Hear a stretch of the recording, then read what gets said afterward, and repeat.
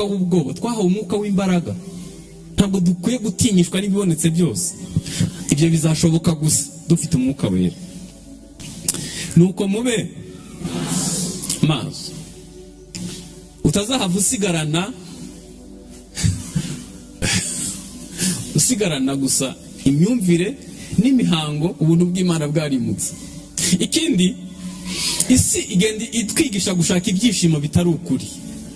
Abantu bashakira ibyishimo mu biyobyabwenge, mu nzoga, mu busambanyi. Hanyuma n'abarokore nabo hari igihe bashakira ibyishimo mu by'ukuri bitari ibyishimo by'ukuri, bakabishaka mu buryo butari gusabana n'Imana, ahubwo baba mu bindi bintu utamenya uburyo, ntabwo wabona isura ubiho. Ejo nababwiye ko hari amatorero amwe n'amwe yahisemo gukora iminsi mikuru myinshi, bagahora bakata keke, bakaba bamvikanye ibyo bambara, bagahora mu maniveriseri, ibintu bimeze nka bene gutyo. Ibyo bintu ni byiza, ariko ujye ureba niba ibyishimo ufite biva ku mwuka wera, kuko umwuka wera ashobora kuguha kwishima nta gishimishije gihari. Ashobora kuguha amahoro uri mu mahoro make. Ushobora kuvuga ngo ubwo Umwami Yesu ankunda ndamahoro, no mu byago ndamahoro nzaririmba. Yesu ntiyigeze aduha garanti ko tutazaca mu bibazo, ahubwo yadusezeranije ihumure no kugira amahoro. Yani ikindi kiriho kirapfa tugomba kubera amaso ni ubumwe bw'abana b'Imana, ubumwe n'imibanire. Ibihugu bimwe, umushumba wanyu arabizi, ibihugu bimwe byahisemo gutunga imbwa n'ipusi, kandi imbwa n'ipusi bifite agaciro kuruta umuntu, kuko baravuga ngo nimbana n'umuntu azantera ibibazo, ariko ipusi yo n'imbwa nta kibazo bizantera. Amafaranga agenda kuri ibyo bintu mvuze arasonewe, nta misoro atangirwa, ni itegeko. Niba mfite imbwa ndi kuyitembereza tugahura turi inshuti, hanyuma ntuyikore mu ruhanga ngo uyisuhuze, mfite uburenganzira bwo kukurega mu rukiko. Imibanire y'abantu iri gupfa ku kigero giteye ubwoba, kuko Imana yaravuze ngo si byiza ko umuntu aba wenyine. Hanyuma ibyo Imana yavuze ko bitari byiza, ni gute twe tuvuga ko ari byiza? Abaroma 15:2 haravuga ngo umuntu wese anezeze mugenzi we, amubere inyunganizi, amukomeze. Dukwiye kubaho mu buryo bukomezanya. Hanyuma ikindi, isi iri gukora abantu batagira amarangamutima, robo. Ahantu muhumve neza, umuntu agizwe n'ibice bitatu: umwuka, ubugingo n'umubiri. Mu gice cyitwa ubugingo harimo ubwenge, harimo kamere, harimo amahitamo, harimo amarangamutima, niho hafatirwa ibyemezo. Uyu muntu rero dushobora kwigisha akagira santima, akagira emotion. Uyu muntu ushobora gufata icyemezo cyo guhaguruka agaha ubuzima bwe Yesu, barashaka kumukuraho. Hasigara abantu batagira amarangamutima. Nahise iri kutuganisha. Nuko mube maso. Mwakoze kuntumira, ariko ubutamushobora kuzatumira robo akaba ari yibigisha. Ibyo bintu bizabaho. Cyo mvuze bizabaho. Mushobora kuzazana Sofia, ni robo izi ubwenge kuruta abantu. Niba abakuru b'ibihugu bikomeye ku isi bakora gukora inama ikomeye bagatumira Sofia akaba ari ikoresha inama, bizagera igihe itorero rijya ritumira umuvugabutumwa wa robo. Icyo bagwanye ni iki? Bashaka gukuraho aya marangamutima, uku kwiyumva, uku kumva utsinzwe, ukagira umutima uhana, birashaka kuvaho. Ikindi ni ugukena kw'ijambo ry'Imana. Niho navuga ibikwiye gutuma tuba maso. Ijambo ry'Imana rizakena ku buryo Yesu ajya kuvuka, Isirayeli yari imaze imyaka 400 nta jwi ry'Imana, nta buhanuzi, ijambo ry'Imana ryarabaye ingumi. Hanyuma i Samariya higeze gutera inzara ku buryo kugira ngo ubone amahurunguru y'inuma yo kurya, wishura irobo yagura byibuze 7,000 by'amanyarwanda. Niko imibare uhuje imibare y'icyo gihe. Tekereza kurya umwanda ukawujya wishuye. Uzi kwishura 10,000 ugiye muri konseri ugasanga harimo amahurunguru. Wishuye kwinjira hanyuma ugasanga nta jambo ry'Imana ririmo.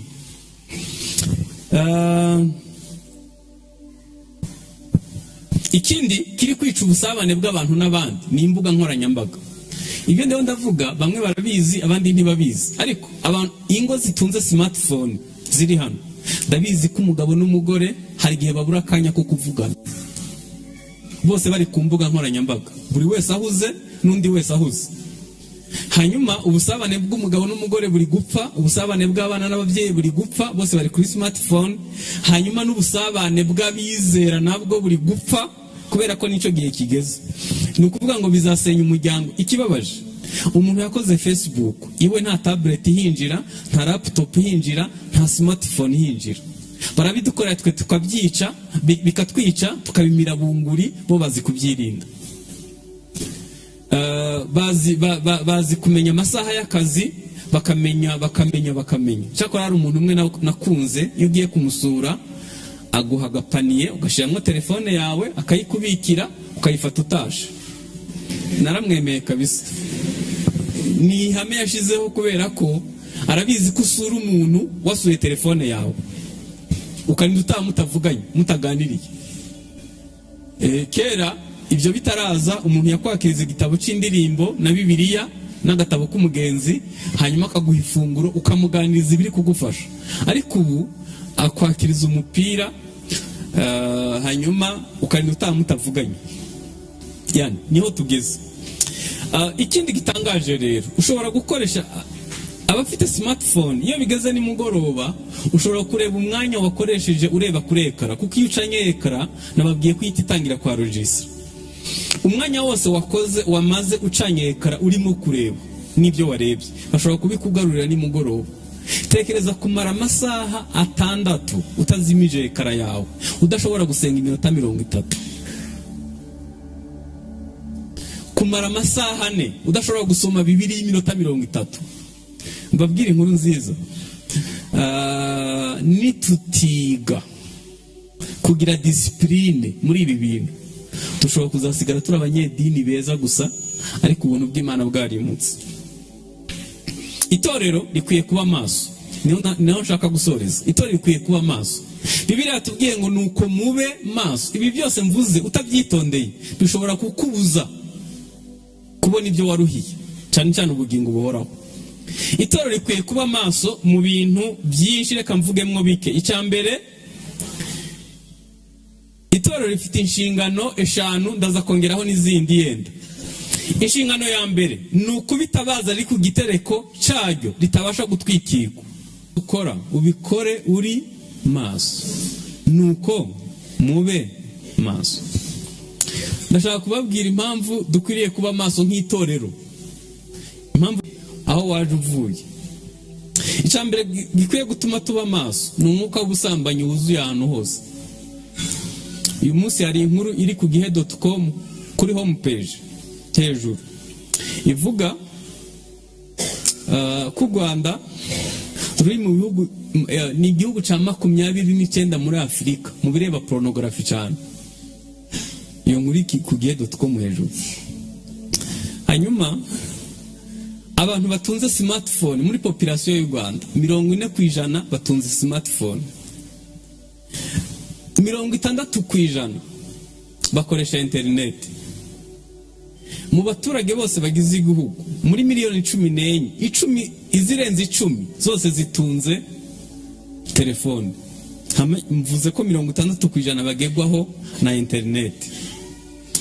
Nyakubahwa umushumba w'Ururembo, hari ikibazo ntari bubaze. Umbajije umuntu uri hano utunze smartphone utarareba pornography, ntabyo mbajije. Icyo nagira ngo mbabwire, pornography nicyo kiyobyabwenge cyica amanerone y'ubwonko, ku buryo abantu bagenda barangaye kubera ko ubwonko nyine burapfa. Kandi mwibuka amanerone y'ubwonko yapfuye ntagaruka. Ikintu bazagukorera indera no kuguha bekiye gusa, bazaguha dopamine n'ibindi, ariko iya amanerone apfuye ntagaruka. Abantu benshi ni imbata za pornography. sinzi ndaza kubigarukaho. Impamvu mubona umwuka wera agenda ahunga, agenda gake gake, ntabwo warara amaso ureba biriya bintu muzavuge mu ndimi mu rusengero. Ntabwo bishoboka,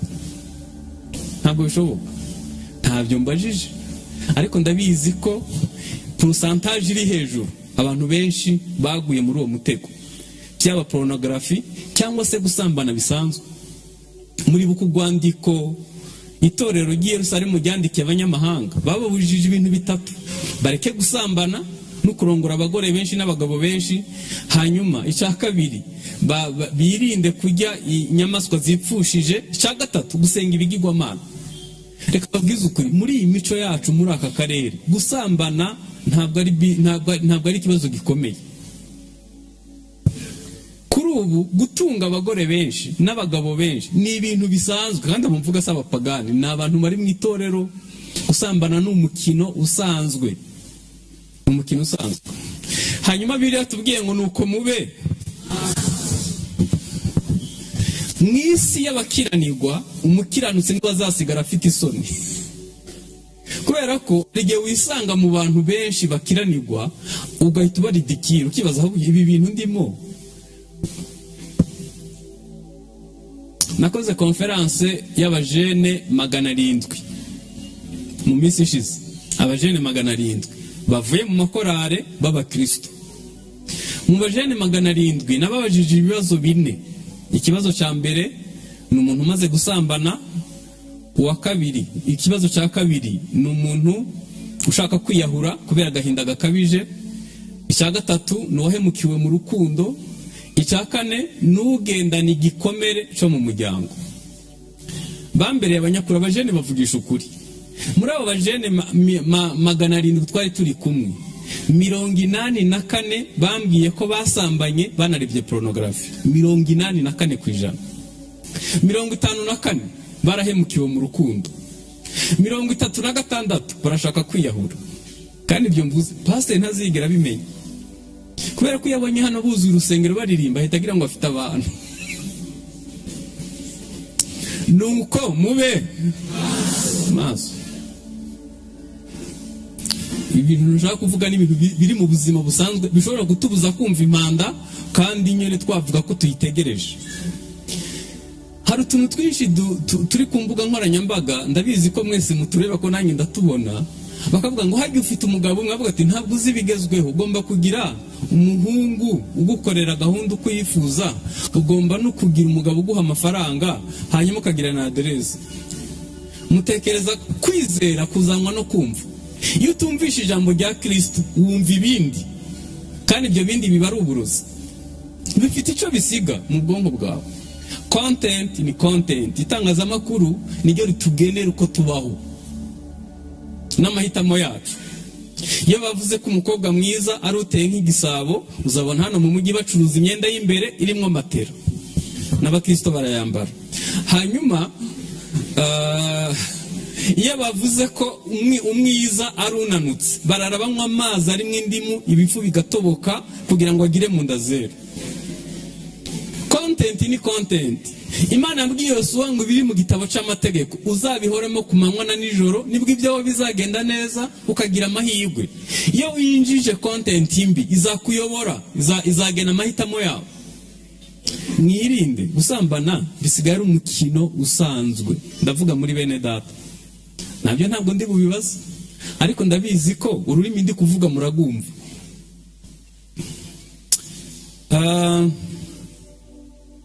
Ku isi ikintu cinjiza amamiliyoni y'amadolari buri gihe ni pornography. Hanyuma ni kuri internet kuzitesharija n'ubuntu. Hari imbuga zirenze 40 zicururizwaho pornography.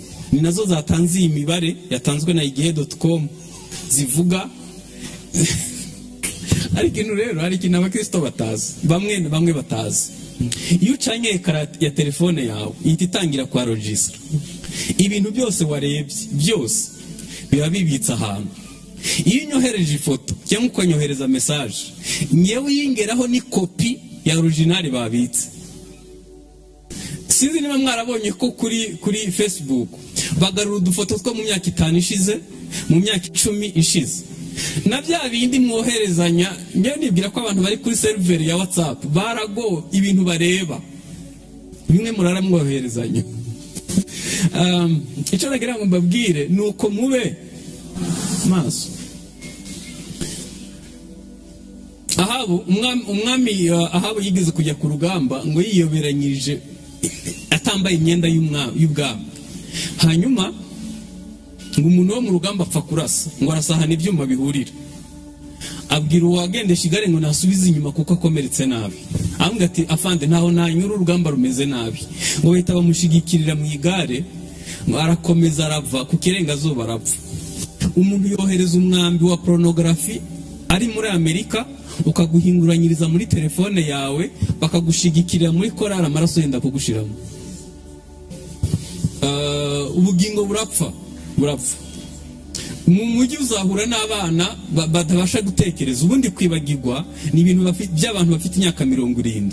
Abajene b'imyaka 10 baribagirwa, ava muri saro umutumye mu cumba agira atakibuka ico wamubwiye. Mu muhanda agenda arangaye ku buryo akugonga kubera ko ubwonko bwe bwa amanerone yarapfuye. Nuko mube maso. Icya kabiri ni kijyanye n'ubutinganyi, kijyanye n'ubusambanyi n'ubutinganyi. Iyo bavuze ubutinganyi baba bavuze amagambo ane: ni abagabo basambana n'abandi bagabo, ni abagore basambana n'abandi bagore, hanyuma icya gatatu ni abantu bashaka ariko bakunda, bashaka bakanabyara ariko bikundira babahuje igitsina. Hanyuma ijambo rya kane ni abantu bihinduje igitsina. Nakubwira nk'abantu 100 ku isi bakomeye babikoze.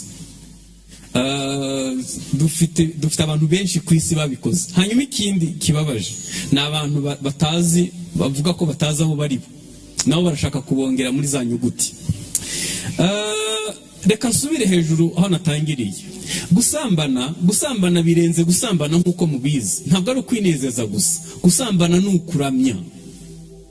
Nicyo cyaha cyonyine gifata ibice bitatu: umwuka, ubugingo n'umubiri. Bibiliya avuga ngo ukundishe Uwiteka umutima wawe wose n'ubwenge bwose n'imbaraga zose. Hanyuma ubutinganyi nibwo rwego rwa nyuma rwo guhakana Imana. Ibi ndiyo ndababwira, Satani afite gahunda yo kurimbura ibintu byose byanditse mu Itangira igice cya mbere n'icya kabiri. Kubera ko niba Imana yaravuze ngo umugabo akwiye gushaka umugore, isi irashaka ko umugabo abana n'umugabo cyangwa na robo. Yani ubutinganyi bumeze nabi. Hanyuma ikibabaje rero, nibo bakire ba mbere ku isi, nibo bakize ku isi, nibo bafite ibintu bikomeye, ni nabo bana beza batanga kuruta abandi bantu bose. Imirimo yagakozwe n'itorero nibo bayikora, nibo bita ku mfubyi n'abapfakazi. None ikibabaje basigaye biyita umuryango. Yani nuko mube bizatwinjirana gahoro. Nibo bakora amavuna nkamwe y'abarokore ba kera. Nibo bazi kwita ku muntu bakamuha keya, bakamenya ko akeneye amavuta, bakeneye smartphone, akeneye udufaranga twa deplacement. Nibo bana beza basigaye ku isi. Hanyuma itorero turabiririmba gusa ko Yesu azagaruka, hanyuma tukanabyigisha mu magambo meza, ariko dushobora kutamenya ko hari umuntu wacu ukeneye amavuta yo kwisiga. Dushobora kutamenya ko hari umuntu wacu wagwaye, hanyuma akigwaza, yazakira akagaruka tukaririmbana. Yani nimutaba amaso, Satani azaturimbura gake kubera ko ari haradutanga ahantu h'ingenzi. Icya kabiri gikwiye gutuma tuba amaso ni ugusenyuka k'umuryango. Nahoze ndeba imibare iteye ubwoba. Amerika igeze kuri divorce ya 45. Korea y'Epfo igeze kuri 46. Ubutaliyano bugeze kuri 46 nabwo. Canada igeze kuri divorce ya 47. Sweden yatuzaniye ubutumwa bwiza, igeze kuri 50%. Hanyuma Ukraine igeze kuri 70% ya divorce. Luxembourg igeze kuri 79. Ubuyapani Portugal igeze kuri 94. Muziki no cambabaje. ibi bihugu ni ibihugu by'abakristo, ibyo byatuzaniye ubutumwa bwiza, ariko nibwo barimo gutanga ubundi butumwa bwo gusenya umuryango. Swede niyo yadekaraye ubutinganyi ku mugaragaro mbere y'abandi bantu bose, yani nibo bazanye ubutumwa bwiza, nyamara Ubuhindi butemera Imana, divorce iri kuri 1%. hanyuma abantu bitwa abakristo nka Amerika n'abandi nibo bageze nk'aha mvuze. Umuryango uri gusenyuka kuruta uko twese tubitekereza, kandi mutagira ngo hasenyuka iz'abapagani n'iza bene data. Ibi bihugu byo mu karere k'ibiyaga bigari nta data batanga, ariko kubera ko ntabwo bapfa kuzimenya, inyinshi zisenyukira mu buriri, izindi zisenyuka ahantu nta mibare batanga, ariko naho ntabwo bimeze neza.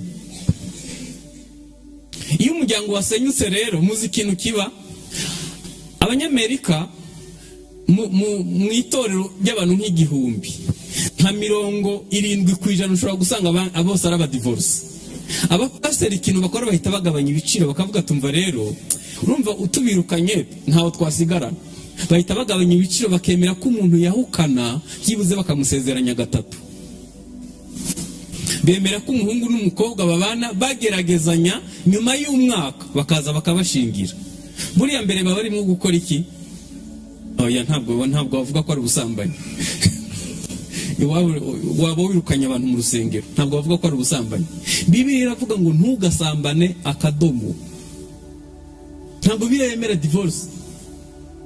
Ariko kubera ko itorero ritari maso, rizagabanya ibiciro, tugende tubiziraho gahoro kugeza igihe bizasigara ari bisanzwe. Nyamara ubajije abantu batandukanye, bakubwira ibikomere ku buryo ari cyo kintu kibi mu buzima. Hari ibintu bibiri abahanga bavuga, iyo bitangije ubutangije ibintu bizaba uruhererekane mu muryango. Icambere no kwiyahura. Nta muntu yiyahura rimwe ngo mu bisekuru nka 3 uremwe abandi bantu biyahuye. Ikindi ni ugutandukana. Iyo utangije gutandukana mu muryango, bizaba uruhererekane mu bazagukomokaho. Nuko mube maso. Ikindi Satani ari gukora ni ukubuza abantu kororoka. Bibiliya ivuga ngo mwororoke mu kwirisi. Satani afite umugambi wo kumaraho abantu ku isi, aciye mu nzira nyinshi zishoboka.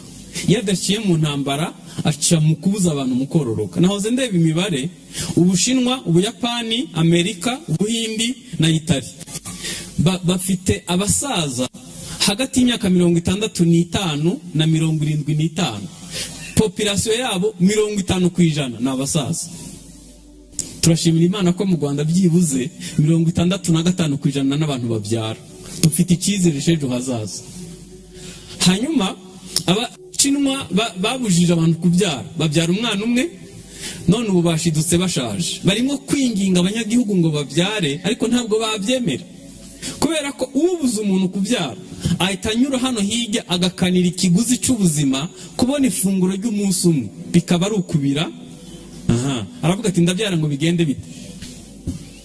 Ubuyapani umuntu ashaka agiye mu kiruhuko cy'izabukuru, kubera ko mu kazi bakora nka robo. Ahantu wicaye ukora ntushobora kunyeganyega, no mu bwiherero ntiwemerewe kujyayo, kubera ko bakora kuri sheni. Uramutse uvuyemwo iminota 5 gusa ukoresheje, bose abahombye amamiliyoni y'amadolari.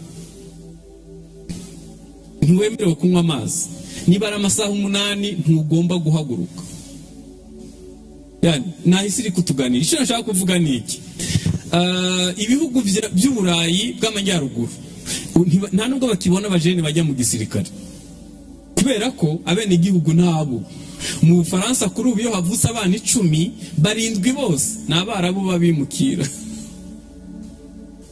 Hanyuma Imana yaravuze ngo ndashimira leta y'u Rwanda, bo baravuga ngo tubyara abo tubashije kurera, byibuze baduhaye urumu ko dushobora kubyara. Beneda, Satani ari gukora ibishoboka byose kugira ngo arimbure kwizera, ariko amareho n'abantu ku isi. Hari ikintu nshaka kuvuga ntangura urugero. abakristo bakwiye kwiga kubyara mu buryo bw'ubumana. Umwana yakigwa mu bice bitatu: umwuka, ubugingo n'umubiri. Niba tubyara mu mubiri gusa, tukabyara abantu badafite icyo bazakora mu bwambi bw'Imana, ububyariye Satani. Kororoka biri mu mugambi w'Imana. Ushobora kororoka uri urubyaro rwa Kayini, cyangwa ukororoka urubyaro rwa Seti rwubaha Imana. Iyo ubyaye umwana utazamenya impano ye, umuhamagaro we, ururimi rw'urukundo kuri we, ukabyara umwana utazamwitaho mu bice byose, uwo mwana amaherezo azagora igihugu, azajya mu biyobyabwenge. Kubera iki? Ntabwo yabashije kwitabwa, kumwitaho. Hari abantu nka 7 ugomba gukonsirita mbere yo kubyara. Abantu bakibyara bakiri hano, abantu bari hano bato bakibyara, hari abantu nka 7 ugomba kureba mbere yo kubyara. Uwa mbere ni pasiteri wawe. Pasiteri wawe kuki ugomba gukora ku ngeso zakunaniye. Niba amareriji asanzwe umwana avutse yavukana, ntabwo ingeso zakunaniye umwana azareka kuzivukana. Uwa kabiri ni umukansara. Iyo ubyaye umwana ufite agahinda gakabije, umwana avutse arakavukana. Ni wonse umwana umutaha amarira, ntabwo azakira ubuzima, azakira urupfu. Kuko mu mashereka hagiyemo adrenaline, iyo adrenaline izamwica. Uwa gatatu ni umunitisioniste. Iyo washonje inzara y'ikirarane, ya nzara ikomeye, hanyuma abazagukomokaho bazabiga isekuru kitarimo bya bindi byo higiriye, ntabwo wamenya imivumo na karande n'ibindi n'ukuntu bitandukanye nabyo utarafashe igihe cyo kubimenya. Reka mbendeke yawe, ntabwo naje kwigisha uburere bw'umwana. Icyo nagira ngo mvuge ni iki: Satani ari kurimbura umuryango, ariko n'abitorero nabo ntabwo bazi kubyara mu buryo bw'ubumana. Umunsi umwe nari ndi Nazareti, hanyuma twahageze naniwe, umugongo uri kunjya, saa 11 nicara ndeba igishushanyo abakatolika bakoze cya Yosefu, abandi bajya gusuramo imbere, nicara nkireba. Umwuka wera ahitanzaho, arambwira ngo mu bagabo bose bo ku isi, Imana yasanze umugabo wo kwizegwa, yabitse umwana wayo akazamuha ibikwiriye mu mwuka, mu bugingo no mu mubiri, ari Yosefu. Ijwi rirambaza ngo Imana ije mu Rwanda gushaka umugabo umwe wo kwizegwa, ibitse umwana wayo, yasanga ari wowe. Umunaniro wahise ushira, ntangira kurira kabisa, kuko nasanze n'abahungu banjye 2 sindi umwizegwa kuri bo, barambuze kandi bambura naragiye mu murimo w'Imana. Niko tureba umupira iminota 90 udashobora kubonera umwana wawe isaha imwe ngo murebane mu maso, akubwira ibibazo afite, ntabwo bishoboka. Reka dukomeze. Ikindi gikwiye gutuma tuba maso ni artificiel mu bintu byose. Abantu barimo gukora ibintu biri artificiel. Murebe hano, mu busanzwe nye nkunda indabyo kandi cyane pe, ni ngo rurimi rw'urukundo rwanjye. Ariko ibintu mutekereze ko ari indabyo. Ibi ni Bishinwa, ni ibintu bakoze bijya gusa n'indabyo. Ibi nta buzima bigira, nta oxygene byaduha, nta buzima. Satani ashaka kurimbura umwimerere wose ngo adusigire ibintu bijya nko gusa. Kare bahinga ibigori bakazabikuraho imbuto yo gutera, bakazakomeza bikaba generation nyinshi ku bigori wahinze. None ubu badukoreye ibigori bimungwa bikiri mu murimo. Ku isi ibiryo bihenda biribwa n'abakire cyane ni ibiryo biri organique, bitarimwo bya bibazo nyene bya. Hanyuma ibintu utekereza ko biri amakanseri abantu benshi bagwara ku isi akomokaho, ntabwo abantu bashobora kurama bari ibintu bimeze kuriya. Cyo nangira ngo mvuge hano ni iki, ngewe rimwe na rimwe ababikora ndabumva, kubera ko abaturage ku isi babaye benshi, utabatuburiye ntabwo babaho. Ubaha ibitaryoshye ariko bakabaho. Yani isi iragwiza quantité ariko itagira qualité, quantité itagira qualité. Hanyuma ibyo ntabwo byasize no mu nzu y'Imana, tugwije quantité y'abadiakoni, y'abaririmba, simvuga hano na handi, mwebwe mumeze neza. Yani muri iyo quantité iyo ugiye gushakamo qualité y'ubukristo, ugashaka nk'umuntu uvugisha ukuri, ugashaka nk'umuntu yera imbuto, ugashaka umufundi mwakumvikana ibintu akabiguhera igihe, ugashaka umutayeri mwakumvikana yakora ibyo mwavuganye, wagenda bukira. Kubera iki? Tugwije kantite ariko itagira karite. Yani hanyuma iyi artificielle mu bintu byose nimutekereza ko nta hantu na hamwe izasiga, habe kuko biri planifiye neza, nta hantu na hamwe izasiga. Ikindi, ubusabane bwacu n'Imana buri gupfa ku buryo tuzasigarana imihango, ariko kwa kubaho k'ubumana gusigaye ko ari ntaho. Reka mbaho urugero. Uzahaguruke ku cyumweru wibeshe uvuge mu ndimi, urebe ukuntu tukureba nk'abagira ngo ukoze ikosa. Mbese ku cyumweru gukitirano ririmbanije uhita uhaguruka uvuge mu ndimi gusa, uzarebe ukuntu tukureba. Ngewe muri 86 nkizwa, abakristo nka 85% bose bari buzuye umwuka wera. Nabonye abana b'abakobwa bakubura imbuga y'urusengero, haza umuntu ufite abadayimoni yahakandagira bakamukubita hasi. Nabonye korali ririmba hano, hanyuma abantu bafite abadayimoni bose mu rusengero bakabakubita hasi. None ubu byaroroshe, n'abatinganyi basigaye baririmba, n'abafite abagore nka 2, n'ukuyemo inda nk'eshatu. Ibyo bintu bisigaye bitakigiramo imbaraga zatuma umuntu atinya. Kubera iki? Ubusabane n'Imana bugenda bupfa, hagasigara imihango. Amatorero amwe namwe, ndavuga nimvuga itorero nimwumvira ryacu, wumva itorero muri rusange.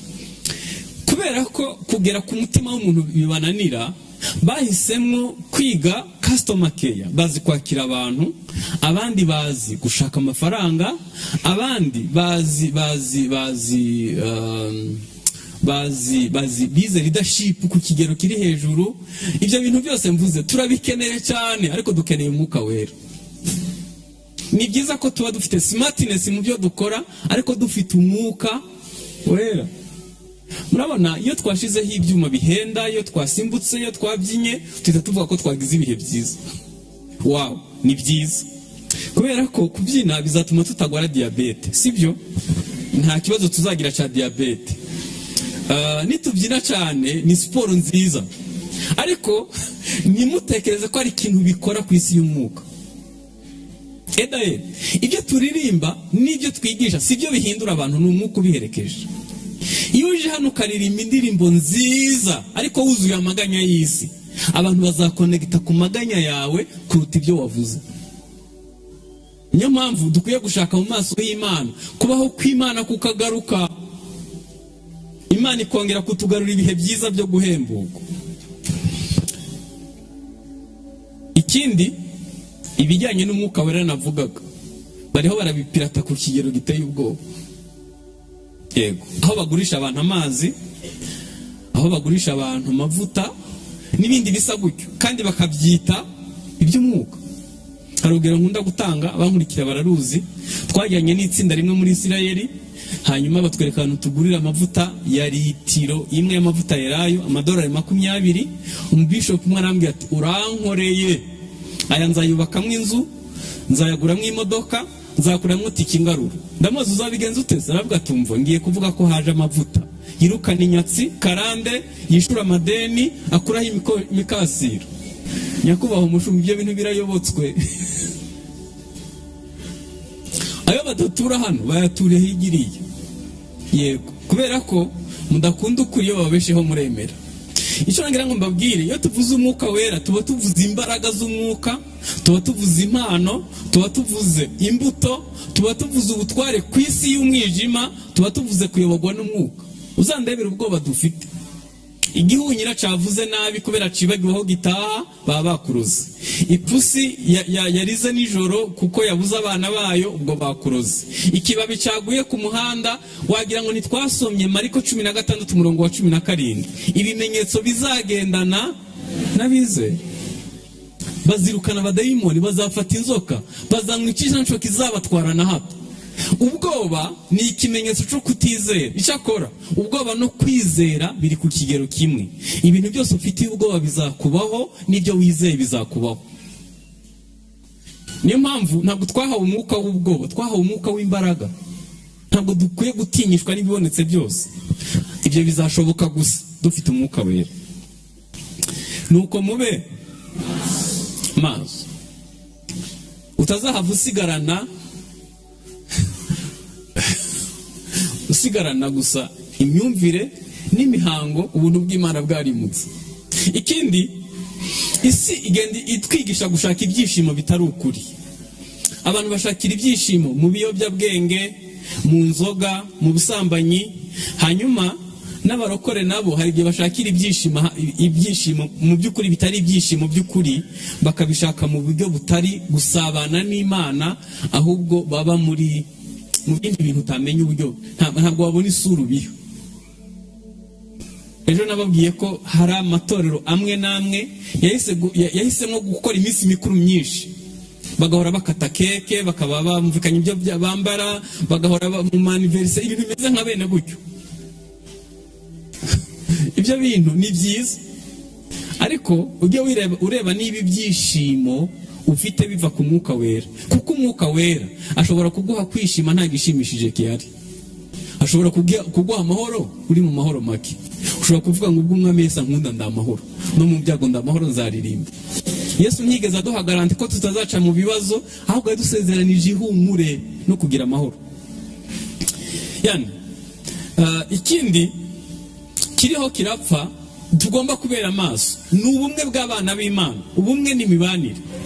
Ibihugu bimwe, umushumba wanyu arabizi, ibihugu bimwe byahisemo gutunga imbwa n'ipusi, kandi imbwa n'ipusi bifite agaciro kuruta umuntu, kuko baravuga ngo nimbana n'umuntu azantera ibibazo, ariko ipusi yo n'imbwa nta kibazo bizantera. Amafaranga agenda kuri ibyo bintu mvuze arasonewe, nta misoro atangirwa, ni itegeko. Niba mfite imbwa ndi kuyitembereza tugahura turi inshuti, hanyuma ntuyikore mu ruhanga ngo uyisuhuze, mfite uburenganzira bwo kukurega mu rukiko. Imibanire y'abantu iri gupfa ku kigero giteye ubwoba, kuko Imana yaravuze ngo si byiza ko umuntu aba wenyine. Hanyuma ibyo Imana yavuze ko bitari byiza, ni gute twe tuvuga ko ari byiza? Abaroma 15:2 haravuga ngo umuntu wese anezeze mugenzi we, amubere inyunganizi, amukomeze. Dukwiye kubaho mu buryo bukomezanya. Hanyuma ikindi, isi iri gukora abantu batagira amarangamutima, robo.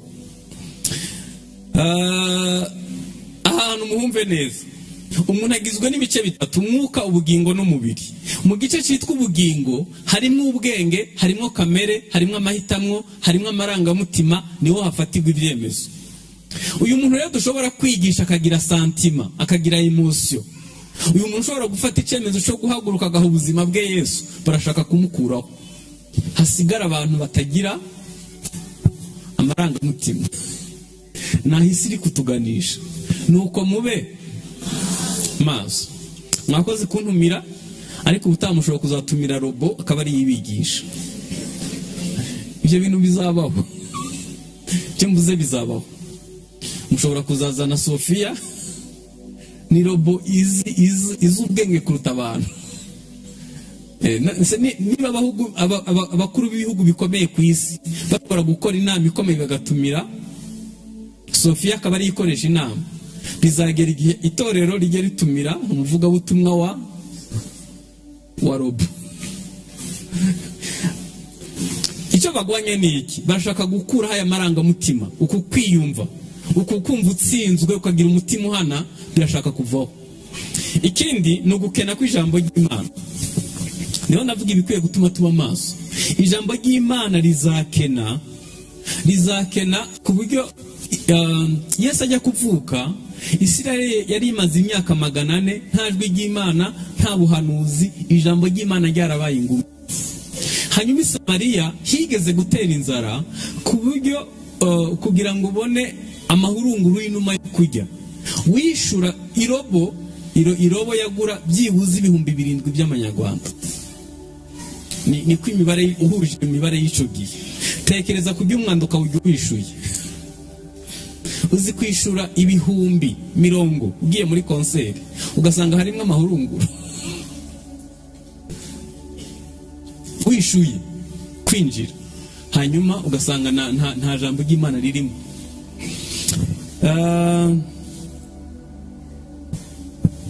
Ikindi kiri kwica ubusabane bw'abantu n'abandi ni imbuga nkoranyambaga. Ibyo ndeho ndavuga bamwe barabizi abandi ntibabizi, ariko abantu ingo zitunze smartphone ziri hano, ndabizi ko umugabo n'umugore hari igihe babura akanya ko kuvugana, bose bari ku mbuga nkoranyambaga, buri wese ahuze n'undi wese ahuze. Hanyuma ubusabane bw'umugabo n'umugore buri gupfa, ubusabane bw'abana n'ababyeyi buri gupfa, bose bari kuri smartphone. Hanyuma n'ubusabane bw'abizera nabwo buri gupfa, kubera ko nicyo gihe kigeze. Ni ukuvuga ngo bizasenya umuryango. Ikibabaje, umuntu yakoze Facebook iwe nta tablet hinjira, nta laptop hinjira, nta smartphone hinjira. Barabidukorera twe tukabyica, bikatwica, tukabimira bunguri, bo bazi kubyirinda. Bazi kumenya amasaha y'akazi, bakamenya. Cyakora hari umuntu umwe nakunze, iyo ugiye kumusura aguha agapaniye, ugashyiramo telefone yawe, akayikubikira, ukayifata utashe. Naramwemeye kabisa. Ni ihame yashizeho, kubera ko arabizi ko usura umuntu wasuye telefone yawe, ukarinda utaha mutavuganye, mutaganiriye. Kera ibyo bitaraza, umuntu yakwakiriza igitabo cy'indirimbo na Bibiliya n'agatabo k'umugenzi, hanyuma akaguha ifunguro, ukamuganiriza ibiri kugufasha. Ariko ubu akwakiriza umupira, hanyuma ukarinda utaha mutavuganye. Yani niho tugeze. Ikindi gitangaje rero, ushobora gukoresha abafite smartphone, iyo bigeze nimugoroba ushobora kureba umwanya wakoresheje ureba kuri ekara, kuko iyo ucanye ekara nababwiye ko ihita itangira kwa registre. Umwanya wose wamaze ucanye ekara urimo kureba n'ibyo warebye, bashobora kubikugarurira nimugoroba. Tekereza kumara amasaha 6 utazimije ekara yawe, udashobora gusenga iminota 30. Kumara amasaha 4 udashobora gusoma Bibiliya iminota 30. Mbabwira inkuru nziza. Nitutiga kugira discipline muri ibi bintu, dushobora kuzasigara turi abanyedini beza gusa, ariko ubuntu bw'Imana bwarimutse. Itorero rikwiye kuba maso. Niho nshaka gusoreza. Itorero rikwiye kuba maso. Bibiliya yatubwiye ngo nuko mube maso. Ibi byose mvuze utabyitondeye bishobora kukubuza kubona ibyo waruhiye, cyane cyane ubugingo buhoraho. Itorero rikwiye kuba maso mu bintu byinshi, reka mvugemwo bike. Icyambere, itorero rifite inshingano 5, ndaza kongeraho n'izindi yende. Inshingano ya mbere ni ukubitabaza ari ku gitereko cyaryo ritabasha gutwikirwa. Nta wakongeza itabaza ngo ritwikirize. Murebe hano, itorero mu matorero 7 ya Efeso barababwiye ngo nutagaruka ku rukundo rwa mbere nzakura igitereko cy'itabaza ahantu hacu. Ayo matorero 7 aho yarari ni muri Turikiya y'ubu. Iryo torero ryari rifite doctrine nziza, babuza akantu kamwe kitwa gukundana. Muzi ikintu cyabaye aho hantu mvuze ubu, abayisilamu ni 99 n'ibice 9%, iyo bagufatanye Bibiliya bakuraho umutwe. Kubera iki? Itabaza ryavuye ku gitereko cyaryo, umwijima. Yego. Icyo nagira ngo mbabwire ni iki: nitutikuraho ibitwikirizo ngo itorero rihagarare mu mwanya waryo, ribitabaza ari ku gitereko cyaryo, umwijima uzabudika. Icya kabiri, itorero rigomba kuba urumuri rw'amahanga. Yesu yavuze ko tuzava i Yerusalemu, Yudaya ni Samariya, kugera ku mpera y'isi. Muri miliyari 8 zituye isi, 2 gusa nibo bamaze kumva izina rya Yesu mu matwi yabo, 6 zose hana kimwe bazi ku izina rya Yesu.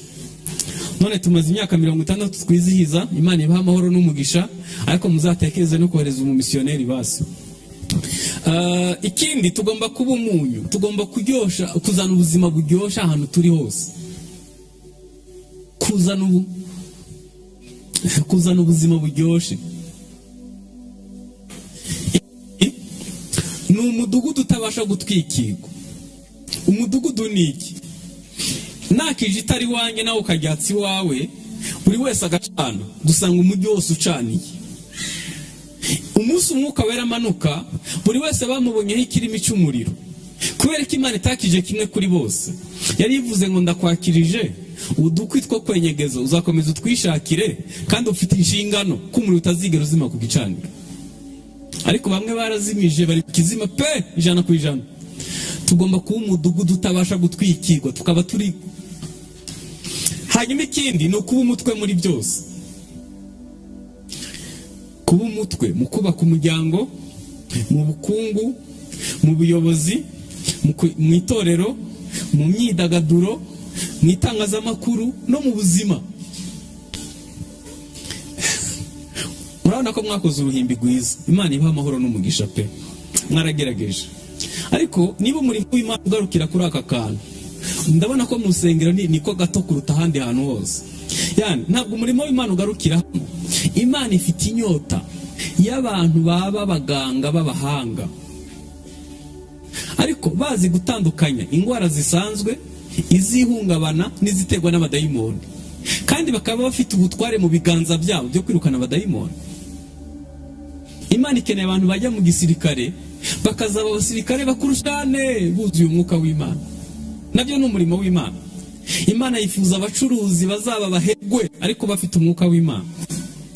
Urugero ngiye gutanga muraruzi ku mbuga nkoranyambaga, nyirago yaragwitangiye sindi bumuvuga izina. Umushumba umwe wo muri iki gihugu yagiye Korea y'Epfo kwiga uburyo bayobora itorero mu matsinda kwa Yongico. Bamuha umuntu wo kumwitaho kuri hoteli, amwitaho. Bagiye gutandukana iminsi yo kuba yirangiye, ahita akora wa mushumba wacu wa hano mu Rwanda, ahita akora mu mufuka akuramo $100 ayaha uwo muntu ngo mushimire ko yamufashije. Uwo muntu aramureba aramubwira ngo umushumba wari ukoze, ariko $100 yawe sinyakeneye, ngewe naje kugukorera nk'umugisha gusa, ninge nyiri Samusange ku isi, ningewe wona wa Samusange. Samusange ibyo mvuze ndabizi ko mutazi icyo ari cyo. Samusange ntabwo mwamenye icyo ari cyo. Mwe muzi Samusange ya telefone, ariko Samusange ni abahegwe ku isi, bari mu bakire bari kuri top y'isi. Ubukire bwa Korea y'Epfo 30% ni Samusange, ni nk'igihugu mu kindi. Uwo muntu wo kuri urwo rwego ashobora guhanagura inkweto mushumba, ari kuri urwo rwego. Twe dufite abantu bakira bakagira iseseme mu maso, akajya kwereka imfunguzo ko yaje yitwaye. Yo muzi gukira mwakabyara mwe mukomeze mukire, Imana ibaha amahoro n'umugisha. Ariko Imana ikeneye abantu bari ku rwego kandi bashobora guca bugufi kuri icyo kigero. Ariko nge numva nta waturenganya kubera ko twavuye hasi, munsi yo hasi cyane. Twaje dufite ibirarane byo kubahwa, twaje dufite ibirarane byo kugira twahawe agaciro, twakuze ahantu batatwitaho, amarangamutima yacu yarakomeretse. Niyo mpamvu iyo wambaye ukora ku buryo ubemeza noneho ko ubu ngubu usigaye uri mwiza. Imana ikeneye kwitorera riba umutwe, apana muri umutwe. Ibyo byari gushoboka gusa kuva amatorero arengeje imyaka 100 mu Rwanda. Iyo bategura abayobozi bakabohereza mu buyobozi, twari kuzagira abantu bari ku rwego rwa Afurika bafata ibyemezo ari bene data. Iyo bafata abana bakabohereza mu gisirikare, bari kuzakora akazi kabo neza ariko bahagarariye n'umwuka w'Imana, bafite umwuka w'Imana. Bari kuzaba abaganga beza, bari kuba abacuruzi beza buzuye umwuka w'Imana. Hanyuma batwigishije ubutumwa bwiza, muzababwire bagaruke barihutaga, batubwiye umwuka utambaye umubiri. Kandi nako gace k'umwuka ntabwo bakujuje kubera ko ntabwo turabanyamwuka ba mbere. Ntabwo turabanyamwuka ba mbere. None reka mbabaze, ntitugira umwuka wera, ntitugira amafaranga. Umupadiri yigeze kumbwira ati Desire, ibintu wigisha ndabikunda, ariko ndashaka kukubwira akantu kamwe. Ahubwo twebwe ibintu byacu byubakiye ku bwenge, birakomeye nta hantu bizajya. Hanyuma ibintu byanyu byo byubakiye ku mwuka, kandi umwuka ntahoraho. Umwuka nashira muzajyana. Ndavuga padi umbwije ukuri kabisa. Yani ikindi tugomba kuba strategique. Sinzi niba korale Bethlehem nimba avuga cyane ni mwebwe tuzinanye, si abandi sinatinyuka. Sinzi niba mufite icyerekezo byibuze cy'imyaka 50. Sinzi niba turetse 50 bose 25 irahari. vision na mission bigomba kuba biri defini, bigomba kuba byubatse. N'umuntu aje uwo munsi agomba kumenya vision na mission. Hanyuma mwagize neza gushyiramo abajene kuko abakuru bo tubana i Kigali benshi baragiye. Icyo nagira ngo mvuge ni iki: hari imyaka umuntu ageramo akaba atakirira mu mwuka, utakibasha kuzamuka. Tugomba kuba dufite byibuze junior abana yani tugomba kuba turi strategique. Mufite indirimbo nziza yego, ariko nihe zikwiye gukoreshwa? Okay, ikindi tukwiye gukoresha igihe neza. Uyu mushumba ndaza kumutangaho urugero, nawe ni inshuti yanjye, ntabwo yarakara. Yabaye mu Gasyata hari ububyutse, i Nyarugenge burahaba, umushumba buracahari. Ni ukuvuga ko ibihe byiza ntibihoraho. Bibare twari duhari, ububyutse buhari, rubonobono bwarahabaye duhari, ubu ntibukihari. Kubera iki? Ntabwo bamenye gukoresha igihe neza. Yesu yajyanye na Petero gusenga, umwuka aramanuka, bumva ijwi, Mose na Eliya baraza. Petero akangutse ahita aravuga ngo Yesu, ngo duce ingando iyawe n'iya Mose n'iya Eliya. Siho batuye, siho basanzwe baba, ntazi icyo akwiye kuvuga, yarasinziriye, ntazi ibyabaye. Reka mubwize ukuri, nugira Imana ukaba ugeze mu kubaho kw'Imana, gerageza usaba iby'ingenzi, ukora iby'ingenzi, kubera ko ibyo bintu ntibihoraho. Yicaye ku musozi wa Elayono, bamwereka inyubako y'urusengero, bagura ngo yishima hitarira. Aravuga ngo Yerusalemu utere amabuye abahanuzi, ukica abagutumweho. Nashatse kukubundikira ntiwabyemera. Ubwo utabyemera rero, abanzi bazakurundira amabuye bagusenye, ntawe rizasigara rigeretse ku rindi. Muri 70 byarasohoye, bamara imyaka 1870 baravuye ku ikarita y'isi, bazize akantu kamwe gusa, ko batamenye igihe cyo kugendererwa. Ibyo mvuze ndabizi. Nitutamenya gukoresha igihe neza, amahigo yose dufite ngo tuyakoreshe, imiryango ikinguye yose ngo tuyinyuremo, hazakurikiraho gusenyuka. Ibyo mvuze bishobora kuba ku muntu ku giti cye, kubera ko atamenye gukoresha amahigo ye neza. Mutekereza ko kuba dusenga imiryango ikinguye tukiye kubishimira leta y'u Rwanda, kubera ko nayo mahigo dufite? Ntabwo ahandi ariko bimeze. Hari ahandi tugenda tutazi ko tuzagaruka.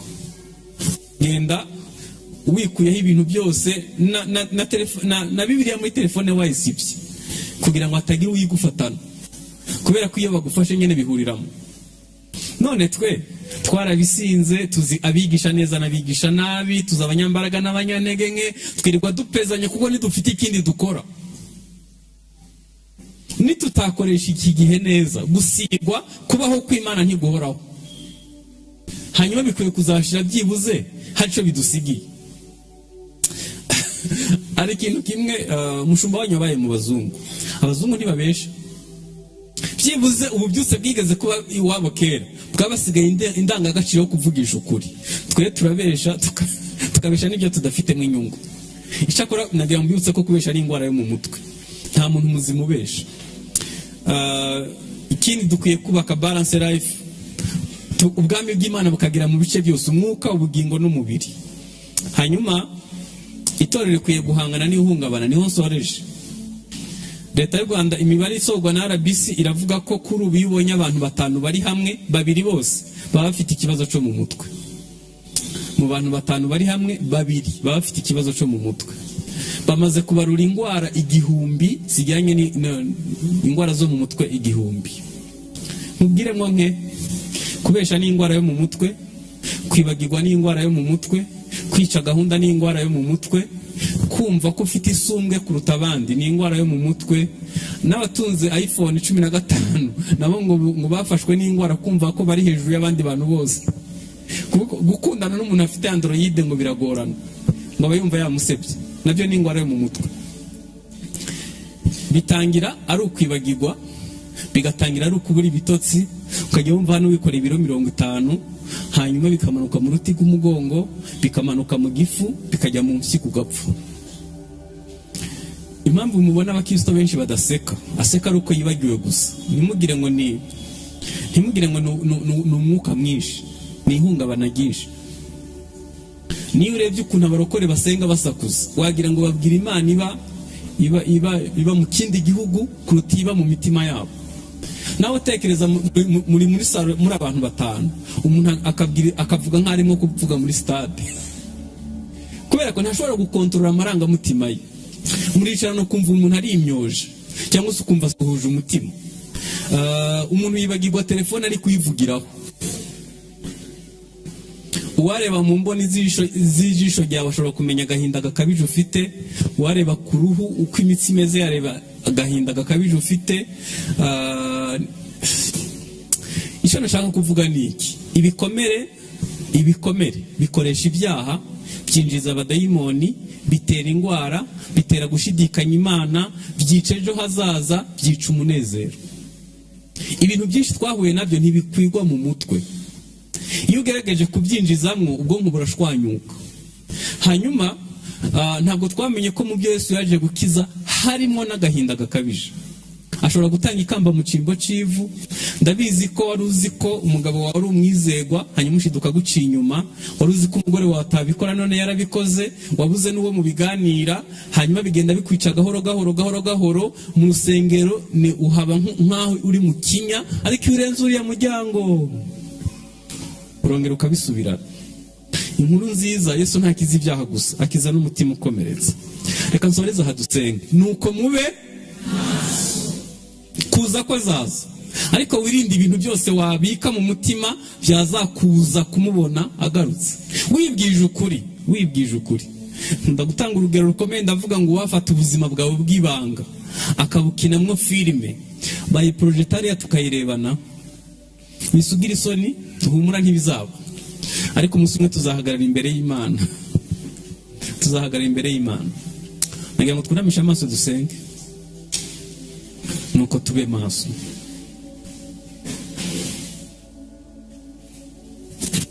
Ndashaka gusengana n'umuntu ushaka guha ubuzima bwe Yesu aribwo bwa mbere. Ndashaka gusengana n'umuntu utarabaye maso, hanyuma akagira ibimwinjirana kandi bibi, azi neza ko ibyo bibi byamwinjiranye, ariko akaba yifuza gutandukana nabyo muri iki giterane, agasigara ari maso ategereje ko Yesu azaza. Uhari wahaguruka mu mwanya wawe tugafatanya gusenga. Umuntu ushaka guha ubuzima bwe Yesu, cyangwa se umuntu utarabaye maso, humura nta wundi muntu uri bubimenye, wowe haguruka ubwiza Imana ukuri. Nifuza gusengana nawe. Mana, mu izina rya Yesu, aba bahagaze imbere yawe ntabwo ari bo banyabyaha kuruta abandi. Bahagurutse kuko biyiniye, bisuzumye, bashaka kugirirwa neza nawe. Yego kuza kuzaza, ariko dufite ibintu byinshi mu buzima, byaba ibyo mvuze n'ibyo ntavuze, byatubuza kukubona ugarutse. Imitima yacu ibizi neza, ariko imbabazi zawe zirabiruta.